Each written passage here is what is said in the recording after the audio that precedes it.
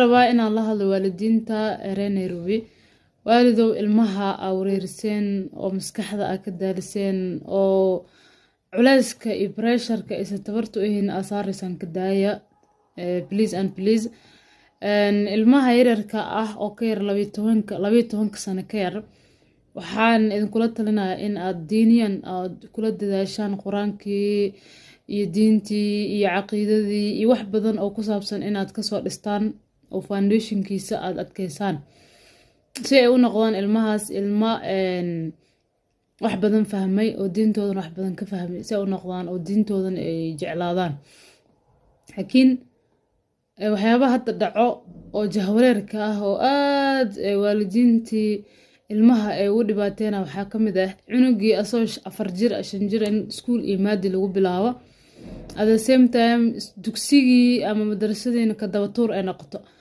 oo waqti yar oo kooban ilmihii lagu cadaadiyo ama pressure lagu saaro. war iskuulkan maadigan xilli kasta la baran karaa mafahmti laakiin waxa waajib ah oo waajib Ilaahay nooga dhigay waxay tahay in ilmahanaga diiniyan aan wax badan aan fahamsiino barno jeclaysiino diintan ay jeclaadaan ilmaha ma in lagu qasbo ilmo yar waxa arkaysaa quraankii dhibsanayo akhriskii lagu qasbaa lagu garaacay dhibsanayo waxaad arkaysaa ilmo yar salaadii lagu qasbaayo wareer hor soo tuko soo weysayso ilmihii asagoo ku qancinaya adiga ama qasabkii maadaama ka xog badan tahay oo waxaan ku cadaadinaysa he is just doing or she is doing it because for the sake of you because way baqayaan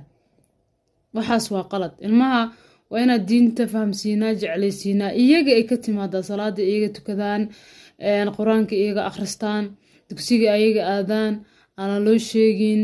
de ilmo waa wixii markaas ka halaw si tartiib oo degan wax loogu sheego la fahamsiiyo waxyaabaha way ay dugsigu aadaan la fahamsiiyo way quraanka u baraan la fahamsiiyo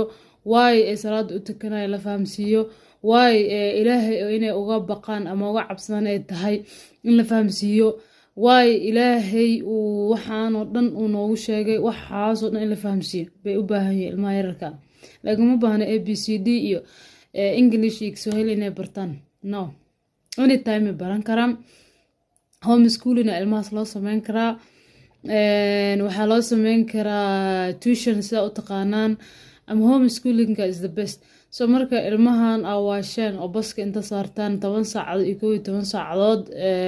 waxa micno adduun iyo aakhira ugu jin kullu goynaysaan waalido iska daaya kharash waa idin ka baxay dadaal waa idin ka baxay aruurti 10 saac habeenimo la kacaa lacag waa idin ka dhamaad